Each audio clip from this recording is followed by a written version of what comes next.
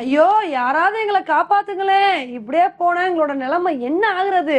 இப்படிதாங்க நம்மளோட தமிழக வீரரான அஸ்வின் வந்து, save the bowler someone please அப்டின்னு சொல்லிட்டு ஒரு போஸ்ட் ஒண்ணு போட்டிருக்காரு.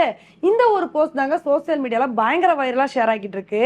இன்னைக்கு நம்ம வீடியோல இத பத்தி தான் வந்து பார்க்க போறோம். நம்ம எல்லாத்துக்குமே வந்து தெரியும். நேத்து கேகேஆர வந்து பஞ்சாப் வீழ்த்தின உடனே எல்லாருமே ஆச்சரியமா வந்து பார்த்துட்டு வந்துட்டு இருக்காங்க.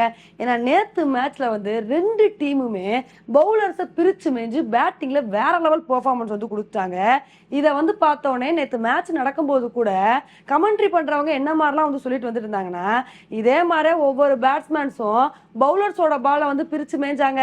அடுத்து ஏதாவது ஒரு சின்ன பையன் வந்து பவுலர் ஆகணும் அப்படின்னா அவனோட ஆசையவே வந்து மாத்திக்குவான். அந்த மாதிரி தான் இப்ப முழுக்க முழுக்க ஐபிஎல் வந்து பேட்ஸ்மேனுக்கு சாதகமாவே வந்து மாறிடுச்சு. பவுலர்ஸோட பால இப்படி பிரிச்சு மேய்றாங்க அப்படின்ற மாதிரி இந்த மாதிரி ஒரு கருத்தை வந்து சொல்லியிருந்தாங்க. உண்மையிலே அது 100% உண்மையா தாங்க வந்திருந்துச்சு. ஏன்னா நேற்று மேட்சை பார்க்கும்போது வந்து தெரிஞ்சு கேகேஆரோட பேட்டிங்கும் பயங்கர அதிரடியா வந்து இருந்துச்சு. அதை விட அதிரடியா பஞ்சாப் வந்து விளையாண்டு 261 ரன்னு அசால்ட்டா 19வது ஓவர்ல வந்து சேஸ் பண்ணிட்டு வந்து போயிட்டாங்க. நேத்து வந்து பிச்சு முழுக்க முழுக்க பேட்டிங் சாதகமா தான் வந்து இருந்துச்சு. பவுலர்ஸ்னால ஒண்ணுமே பண்ண முடியல. அவங்களும் என்னென்னமோ பண்ணி நல்ல நல்ல பவுலிங் பெர்ஃபார்மன்ஸை கொடுத்து பாக்குறாங்க. அப்படி இருந்து ரன்னையும் கண்ட்ரோல் பண்ண முடியல, விக்கெட்டையும் எடுக்க முடியல.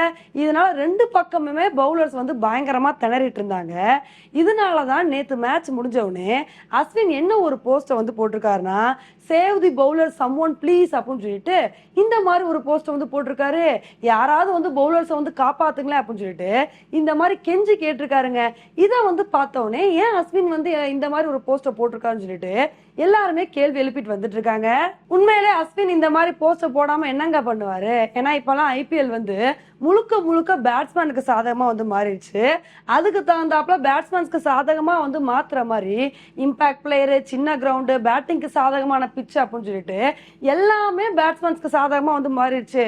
இதனால பவுலர்ஸ் வந்து என்னதான் நல்ல ஒரு பவுலிங் பெர்ஃபார்மன்ஸை கொடுத்தாலுமே கூட வந்து ஒண்ணுமே அவங்களால வந்து பண்ண முடியல. பேட்ஸ்மேன்ஸ் வந்து பிரிச்சு மேய்ஞ்சு ஈஸியா வந்து பாத்தீங்கன்னா நல்ல ஒரு பெர்ஃபார்மன்ஸ் வந்து கொடுத்துறாங்க. இதனோட விளைவா தான் இந்த ஐபிஎல் சீசன்ல வந்து 7 மேட்ச்ல வந்து பாத்தீங்கன்னா 250 ரன்னுக்கு மேல வந்து கூச்சிருக்காங்க. அந்த அளவுக்கு வந்து பாத்தீங்கன்னா பேட்ஸ்மேன்ஸ்க்கு சாதகமா முழுக்க முழுக்க ஐபிஎல் வந்து மாறிடுச்சு.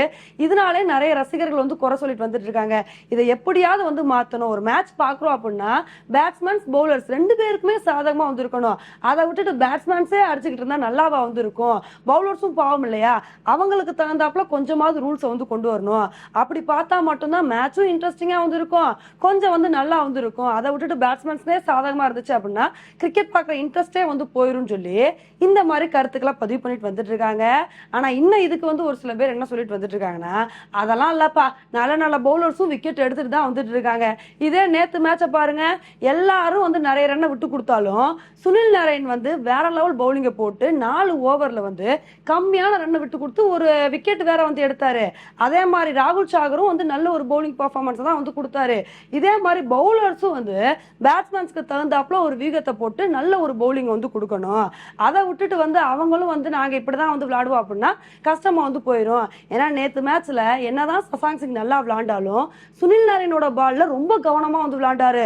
எப்பா இந்த ஓவர்ல ரன்னே வரலனா கூட பரவாயில்ல, நான் வந்து எக்கு தப்பா விளையாடி அவுட் ஆக மாட்டேன், பொறுமையான ஆட்டத்தை வந்து வெளிப்படுத்துவேன்னு சொல்லிட்டு சுனில் நாராயணோட ஓவர்ல மட்டும் பொறுமையா விளையாண்டாரு.